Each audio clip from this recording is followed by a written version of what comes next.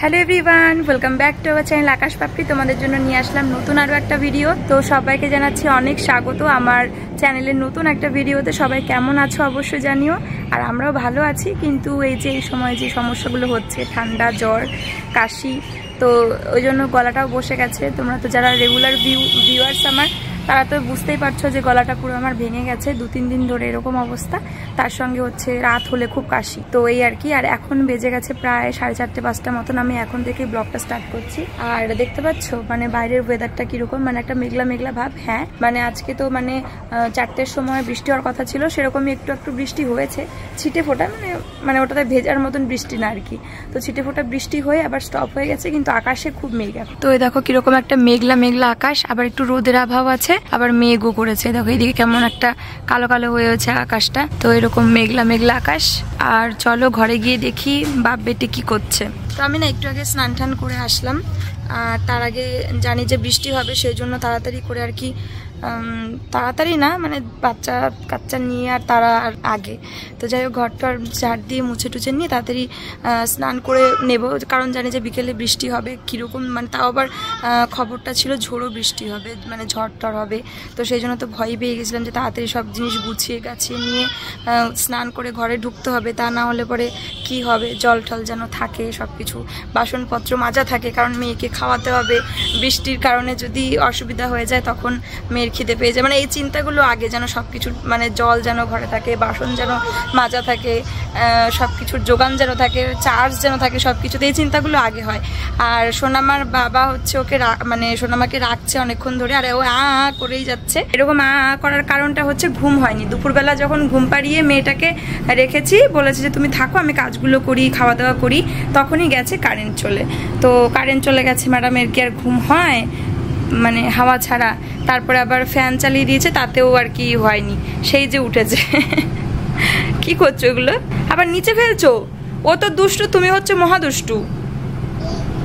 আমি একটু আগে ঘর এই দাঁড়িয়ে পড়েছে নাকি,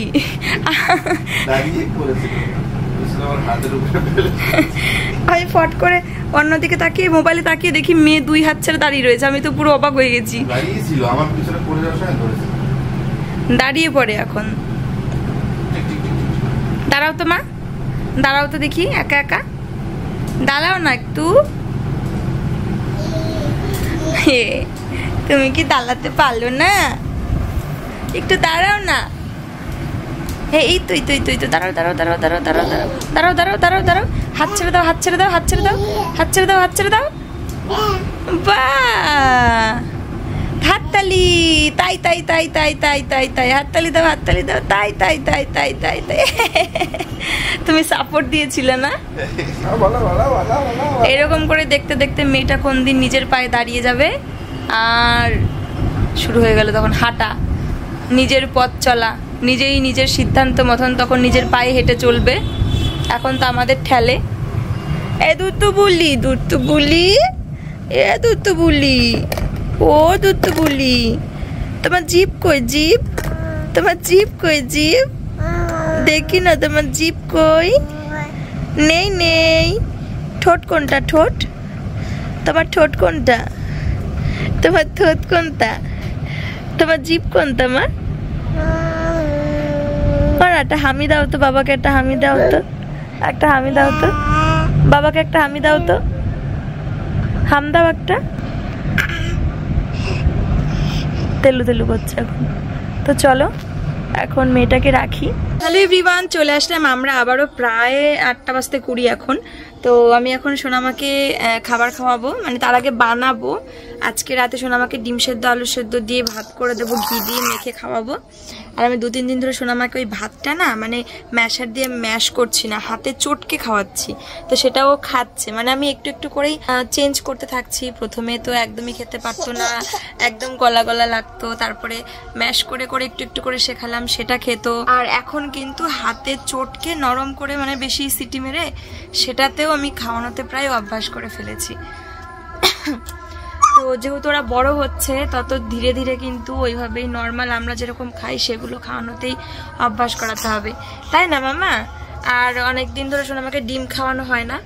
আমি তোমার দাদাভাইকে বলেছি, আমাদের পাড়ায় যেখানে আর কি দেশি মুরগি পালে আর কি, কিছু কিছু বাড়িতে পালন করে। তো সেখান থেকে কালকে ওরকম একটা বাড়ির থেকে কালকে আমাদের বাড়িতে দেশি মুরগি এনেছিল, দেশি মুরগির ঝোল রান্না হয়েছিল। তো আমি বলছি দেশি মুরগির ডিমও এনে দিও সোনামার জন্য, যেটা খুবই ভালো। তো দেশি মুরগির ডিম মানে পাওয়া যায়, কিন্তু চট করে যখন খুশি তখন চাইলেই পাওয়া যায় না। তো জন্য মাম্মার জন্য দেশি মুরগির ডিম খাওয়াবো। আর এখন নর্মালি পোলট্রি মুরগির ডিমই সেদ্ধ বসালাম, আর আমি আলু ভাত ডাল দিয়ে সেদ্ধ বসাবো। আর লাস্টে মানে যখন মেখে খাওয়াবো তখন ঘি দিয়ে খাওয়াবো। ওঠো মা, ওঠো ওঠো ওঠো ওঠো ওঠো ওঠো, শুধু দাঁড়িয়ে থাকবে এখন। আর না বাইরে বিদ্যুৎ চমকাচ্ছে জানো তো, বিদ্যুৎ চমকাচ্ছে জন্য যদি মানে ঝড় বৃষ্টি এই তুমি এরকম চিৎকার করছো লোকে কি বলবে, এখন শুধু চিৎকার করে জানো না, ওই জন্য সবাই বলছো নাকি কথা শিখবে, কথা বলবে জন্য এরকম চিল্লায় করে চিৎকার করবে। আর বাইরে আকাশে না একটু পরপরই বিদ্যুৎ চমকাচ্ছে। তোমাদের দাদাভাই বাড়িতে নেই, ও আসবে কিছুক্ষণ পরই। তো কারেন্ট চলে গেলে পরেও সমস্যা হবে। কারেন্ট থাকতে থাকতে এই সমস্ত কিছু করে ফেলতে পারলে খুবই ভালো হয়। কারেন্ট চলে গেলে কিন্তু ভীষণই অসুবিধা হবে তখন, মানে এদিকে অন্ধকারের জ্বালা হচ্ছে বড় জ্বালা, বাচ্চা থাকলে আরো বড় জ্বালা। ও মাম্মা মাম্মা তুমি আমার একটা গুড গার্ল, এবার লক্ষ্মী মেয়ে, ঘেমে যাচ্ছে মেয়েটা। আর এখানটা করে আমি ডিম সেদ্ধ বসিয়েছি। ডিমটা সেদ্ধ হতে হতে আমি ওটা রেডি করে নিই, মা আসুক, তারপরে আমি আলু ঠালু চাল ঠাল ধুয়ে রেডি করে নেব। সেদ্ধ না হলে ইন্ডাকশানে বসিয়ে দেবো, আর যদি সেদ্ধ হয়ে যায় তো তারপরে প্রেসার কুকারে বসাবো।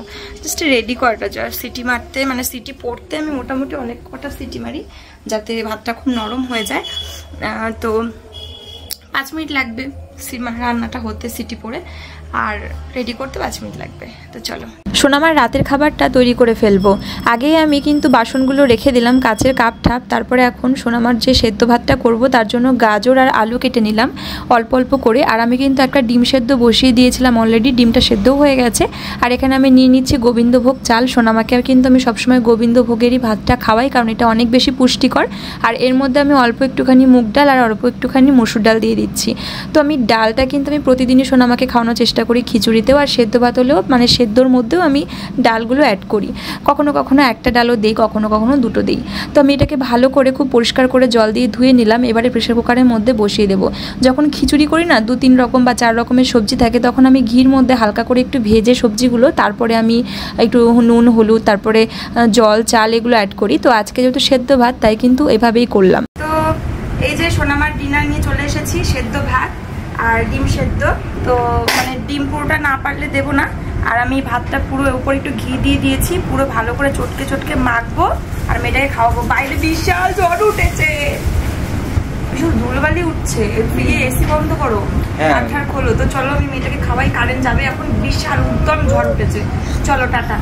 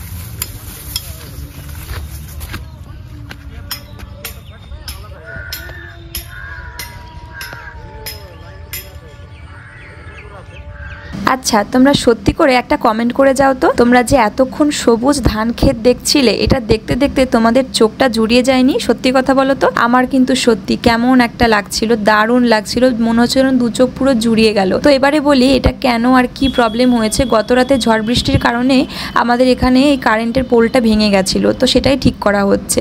ওদিকে দেখো আমি সোনামাকে খাবার খাওয়াচ্ছিলাম, তো এঁঠো পড়েছিল, তাই এঁঠোটা তুলে দিয়ে এই জায়গাটা মুছে নিচ্ছি। আর আমি এটা যেটা দিয়ে মুছছি এটা কিন্তু খুব ভালো ভালো একটা মফ। এটা হচ্ছে আগারো কোম্পানির আগারো রেজেন্সি ইলেকট্রিক স্পিন মফ। এটার সাহায্যে কিন্তু খুব সহজেই আমি ঘর পরিষ্কার করতে পারি, মুছতে পারি। আমাকে কিন্তু বালতি ভরে জল আনতে হলো না, নেতা আনতে হলো না। খুব সহজেই কম খাটনিতে আমাকে ঝুঁকেও কাজ করতে হচ্ছে না। খুব সহজেই আমি চটজলদি কিন্তু যে কোনো সময় যে কোনো রকমভাবে ঘর পরিষ্কার করে ফেলতে পারি। তোমরা যদি প্রোডাক্টটা নিতে চাও আমার ভিডিও ডেসক্রিপশন বক্সে লিংক পেয়ে যাবে। কি করছো তোমরা? আমরা এখন খেলা করছি। কি খেলা এটা? আর মামা দাঁড়ানোর প্র্যাকটিস করাচ্ছে, আর মামা আমাকে খাইয়ে দিচ্ছে বারবার। বলছি খাবো না, তাও ওর নেবুলাইজারের প্লাস্টিকের কন্টেনার এরকম কেজি। আর সোনামাকে নিয়ে আবার পরের দিন চলে আসলাম, যেহেতু কালকে তো তোমাদের ভিডিও দিতে পারিনি, প্লাস আগের দিন তো খুব ঝড় বৃষ্টির জন্য ফুটো তেমন হয়নি, কারেন্ট ছিল না, চার্জ ছিল না। আর মাম্মা এখন একটু একটু করে না হাত ছেড়ে ছেড়ে দাঁড়িয়ে পড়ে, দেখো দেখো দেখো। তারপরে সোনামাকে খাইয়েছি, স্নান করিয়েছি, রেডি করিয়ে এখন একটু ঘুম পাড়াবো। তো ঘুম আসবে না মনে হচ্ছে সহজে ওর চোখ মুখ দেখে, তো এইভাবেই আর কি চলতে থাকবে। যখন ঘুম আসবে তখন ঘুম পাড়াতে হবে। এটা মুখ দিও না মা। কি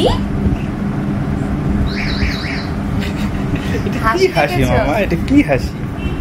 আর আমাদের এখানে কিন্তু চড়ক পুজো হয়। আমার বাপের বাড়ির ওখানে খুবই একটা পুরনো চড়ক আছে, একদম মানে চড়ক পুজো মানে একটা বিশাল ব্যাপার, ছোটবেলার থেকে একটা আলাদা ফিলিংস। তো অনেক পুরনোটা। আর এখন তো আমাদের এখান দিয়ে ছড়িয়ে ছিটিয়ে মানে আনাচে কানাচে এগুলি ওগুলি সব জায়গায় চড়ক পুজো হচ্ছে, এখন শুরু হয়ে গেছে, আগে অত বেশি হতো না। তো চড়ক পুজোটাও কিন্তু আমাদের বাঙালিদের একটা ঐতিহ্য, একটা মানে কি বলবো অন্যরকম একটা ফিলিংস হয়। গ্রামে থাকি তো তাই আরো বেশি। তো তোমরা কারা কারা মানে চড়ক দেখতে বা চড়ক পুজো দেখতে বেরো, চড়ক ঘোরানো দেখতে বেরো, কমেন্টে জানিও। সবাই ঘুরবে তো। আর তবে চড়ক পুজোতে মনে হয় ঝড় বৃষ্টির একটু সম্ভাবনা আছে, দেখা যাক কি হয়। না ও এটা করছে ওই যে আয়নায় ওকে নিজেকে দেখে। আর আছে কিন্তু হনুমান জয়ন্তী না, জয় বজরঙ্গবলী, তো সেই জন্য কিন্তু আমরা আজকে নিরামিষ খাবো বাড়িতে। আর আগামীকালকে সম্ভবত নীল পুজো, তারপরে চড়ক পুজো এবং তারপরে পয়লা বৈশাখ। তো পরপর ওকেশন গুলো রয়েছে। তোমরা কিভাবে কাটাবে নিশ্চয়ই অনেক সুন্দর মজা করে কাটাবে।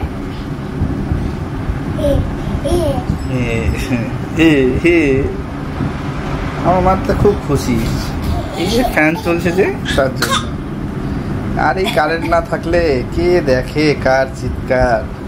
আর না দেখো সোনামার এই টেপ জামাগুলো আরো কিনতে হবে, খুব ভালো গরম এই জামাগুলো পরিয়ে যে আরাম না, মানে পরে যে আরাম। এদিকে মানে একদম পাতলা ধরো মানে হালকা ফুলকা, আবার জামাটা একটু বড় আর কি, ফিতে বাঁধা। এটা কি এদিকে দেখবো? আয়না মন ভাঙা আয়না, আয়না মন ভাঙা আয়না না, আয়না গলা ভাঙা আয়না। গলা ভাঙা আবার আয়না হয়? মন ভাঙা আয়না হলে গলা ভাঙা আয়না হতে পারে। তুমি গান করলে যায় না ব্যথা ভোলা যে যায় সে গলার ব্যথা। হ্যাঁ ও মন কাঁদে রে কাঁদে রে কাঁদে রে, কেন গলা ব্যথার জন্য? বোঝে না যে ভালো গলা ছিল তার জন্য।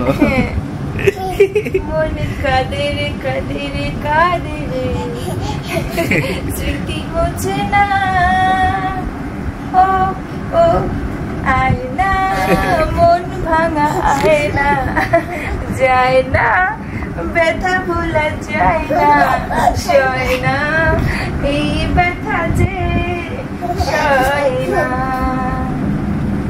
ওরে বাবা, ও মন কাঁদে রে কাঁদে রে কাঁদে রে, স্মৃতি মোছে না।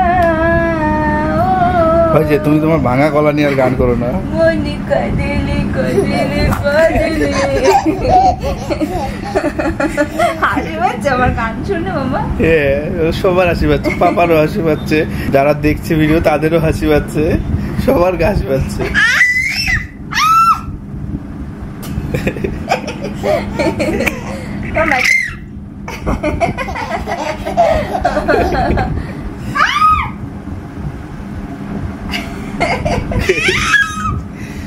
দেখি কার গলায় জোর বেশি।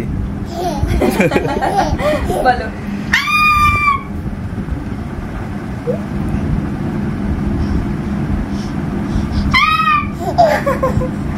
ও একটা গান শোনাও তো সবাইকে।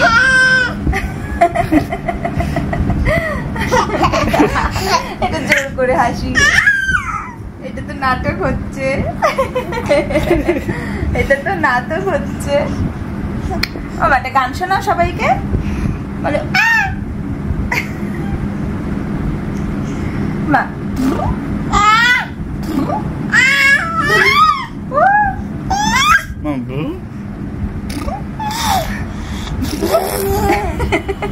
অন্য কিছু হয়ে গেছে, ওরকম না, ওরকম না, এরকম।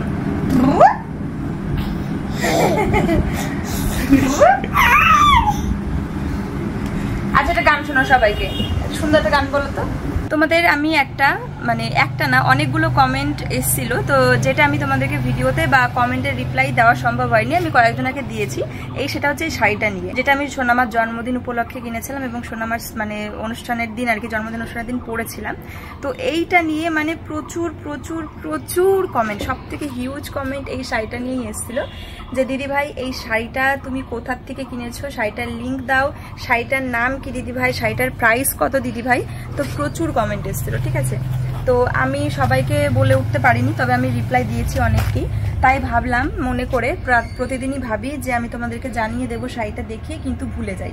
তো ফাইনালি আজকে আমি ভিডিও শেষে বলে দিচ্ছি, এই শাড়িটা কিন্তু আমি দোকান থেকে কিনেছি, আমাদের বেথুয়ার সিদ্ধেশ্বরী বস্ত্রালয় থেকে কিনেছি। এটা অনলাইন থেকে না, নেওয়া হলে আমি নিশ্চয়ই তোমাদেরকে লিঙ্ক দিয়ে দিতাম, কারণ তোমাদের শাড়িটা ভীষণই পছন্দ হয়েছে। আর এই শাড়িটার নাম হচ্ছে লখনৌ চিকনকারি, যেটা আমাকে দোকান থেকে বলে দিয়েছে। তো আমি অত জানি না, তো শাড়িটা সত্যি অসম্ভব সুন্দর।